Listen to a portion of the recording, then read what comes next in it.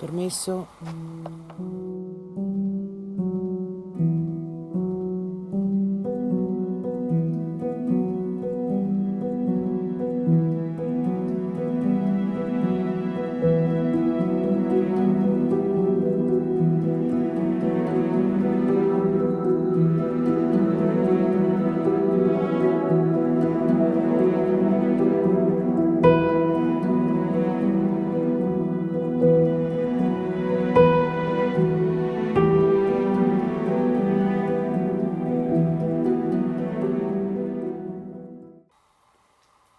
Ciao!